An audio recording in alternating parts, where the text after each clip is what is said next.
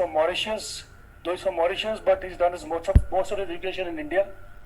He's BA Honours and MA History and MPhil. All he's done in BA Honours he did in History from Delhi University, MA History from JNU, and MPhil also from JNU University. He's otherwise also holds a certificate advanced studies in human rights from the Geneva University. His career path is basically he joined the Ministry of Foreign Affairs. So I'm sure being in Foreign Affairs, you've gone around a lot of nations already. But mostly what I see is that you've been to Mauritius and Geneva, and covering starting from 1996 onwards.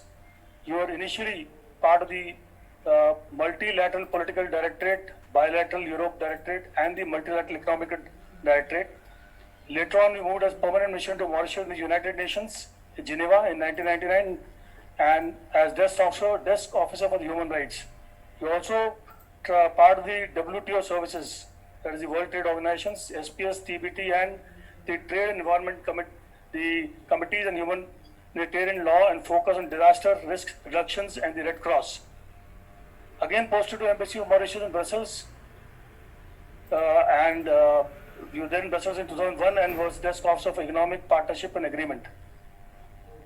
Posted as charge of affairs to the Mauritius Embassy, again in Madagascar, part of the South African part, and then posted back to headquarters in December 2008 and joined the Multilateral Economic Directorate and Special Responsibility for ACP and European Union matters. And Sustainable Fisheries in the Southwest Indian Ocean Tuna Commission, the authorizing officer for the uploading of toothfish under the Convention of Conservation of Antarctic Marine Living Resources. He has a long list of his various assignments. Then was with in United Nations Geneva again as part of the Mauritius mission. Then head of the Chancellery in charge of the administration and finance and diplomatic responsibility for the preparation in the Mauritius chairmanship of the Global Forum. Presently he is there as Deputy Multilateral Political One, United Nations Intelligence Organizations in the Directorate from September 2019 to date. I'm sure I've been able to cover some of the areas. There are much more places you've been to. So, Stradon would like to listen from your side, your views on various issues. Good morning. Thank you very much for this very lengthy introduction. This voice. Yeah, please.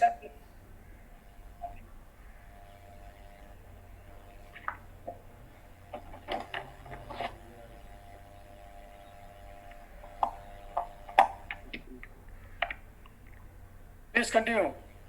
Yeah, thank you very much for this very interesting, for a very lengthy presentation on myself. It was not meant to be so long, but thank you very much. And namaskar to all the participants and organizers. I thank Dr. Rizvi for inviting me to this very interesting session, especially this interesting topic. As a diplomat, as you rightly said, I will touch on the major salient issues.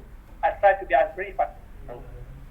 In fact, cultural relations between Mauritius and India is now about 3 centuries old because of the French colonial rule, continued under British rule, and then today we have it where we are diaspora in Mauritius, Indian diaspora currently with the very advanced technicians helping Mauritius to develop. On the other hand, we have the Mauritian nation, 70% of it can trace the origins to British India. So what I will say that, but after Gandhiji visited Mauritius in 1901, I think relations between India and Mauritius took a different direction, a different tension. It became a very, if you will, symbiotic relationship. And in this regard, as soon as independent, India established a diplomatic mission in Mauritius in 1948. As a tribute to Gandhiji and the 4th March, our first Prime Minister decided to proclaim that the British proclaimed our independence on the 12th of March 1948. Recently, the Indian High Commissioner on the 27th of January, 2 days back, while talking about the relations between Mauritius and India, stated that we both have a common vision, and adding that the sky is the limit as far as areas of bilateral cooperation is concerned. Then, when it comes to this, let's look at one thing. Mauritius and India look like natural ones. Why? Because both India and Mauritius are characterized by religious and cultural diversity. Secondly, both countries are deeply attached to values of diversity and pluralism. Mauritius and India both implement the rule of law and parliamentary democracy. Third, fourthly, 70% of the population of Mauritius trace their origins to India.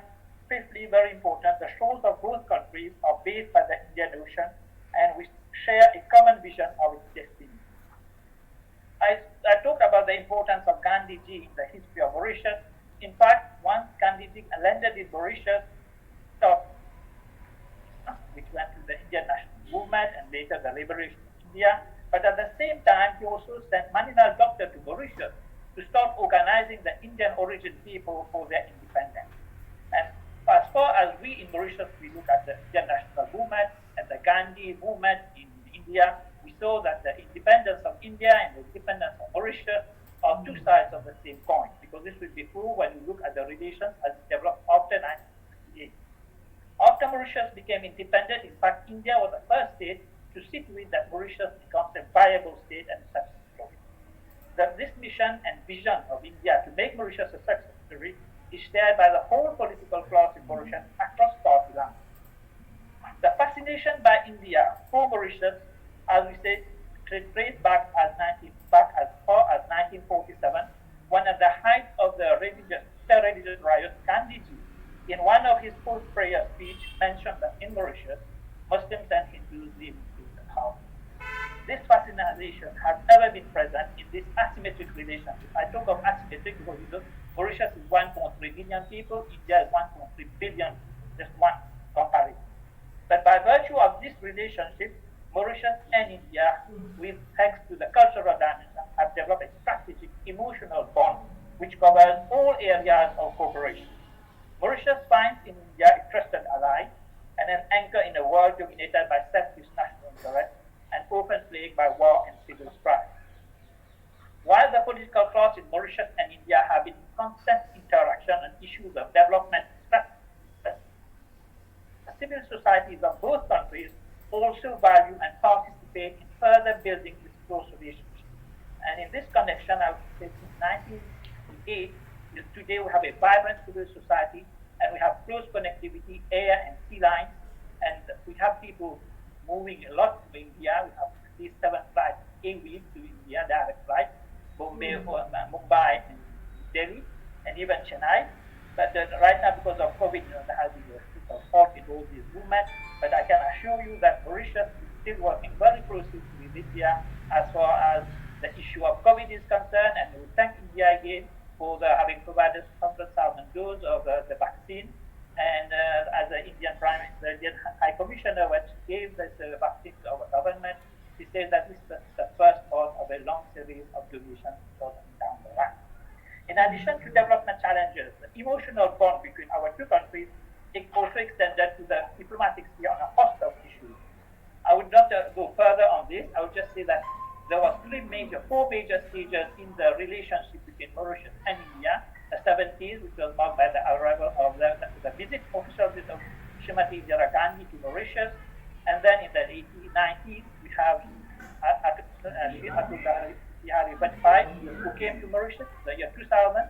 Afterwards, we have a very important visit by Sri Modi ji in 2015. All these three important visits to Mauritius are also coincide with the development of Mauritius with Gandhiji. It was about the establishment of foundational with Gandhiji, the liberation movement, with Indira Gandhi. It was about the development of Mauritius as a viable state and really a strong state in the region, a viable interlocutor for India and also in the region. And with Bihari Vajpayee, we have another state where Mauritius was both the modern era, the digital era, where India has Mauritius to access this new era of the digital age, and also the pharmaceutical industry, the medical hub, telemedicine, and e-education. All this was launched at the time of Bihari Vajpayee with Mauritius. Recently, when Modi ji came to Mauritius, we went in a different direction, in the sense that Modi ji saw to it that the masses benefit a lot from the India-Mauritius cooperation. We have a series of investments in social housing, in the network of roads and railways, and also another thing which is important, which has been recently inaugurated about security in the Indian Ocean. I think this is something very important for when we talk about Mauritius, India, because both of us have interest in making this ocean a free ocean for free movement and also for trade to prosper in this region. I will conclude with the following point. While interests are permanent, Mauritius-India relations cannot be interpreted within this region. The uniqueness of the relationship between Mauritius and India rests on the emotional bond binding both nations. For Mauritius, this special relation provides stability at the domestic level and a respected voice at the regional and multilateral level. The Mauritius friendship comforts India in its own destiny as a leader for all those pushing for a more altruistic world, open to dialogue and exchange. And in this context, we are very soon going to welcome the Minister of External Affairs of India, Mr. Excellency Shankar, 22nd, 23rd February, for the important decisions to be taken and for security concerns, the concern of the development of Mauritius. Mauritius-India relations are ever growing, as you can already imagine, and to repeat the comments of the Indian High Commissioner, sky seems to be the limit. The success of this special Mauritius-India relationship for the geography of this ocean, a basin of diverse cultures, open to a real civilizational dialogue, holds all its promises for a pacified world, and we trust that with India and Mauritius, we can claim that today this relationship is thriving, and in the near future it will further thrive, and so that and this will be a relationship which is built as a natural partnership and will last forever. Thank you very much for your kind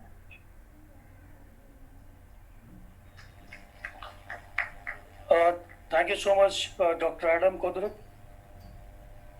You actually very briefly but in detail covered all the aspects in relation with Mauritius, what India has. We are fortunate to have Mauritius as one of our good friends because you provide us visa on arrival, and the tourism industry flourishes, and you've always been very close to us and close to our heart. I would remember that Operation Cactus, which took place in 1988 also, wherein the Tamil militants wanted to take over the responsibility, but because of our good relations, we could come in, and then whatever help India would provide, we provided. Thank you, Dr. Adam. I'm sure you'll remain online also, so that in case towards the end any questions will be taken, so we'll take on those questions with you. Now I welcome Ambassador Mr. Mohammed Krishna Shrestha,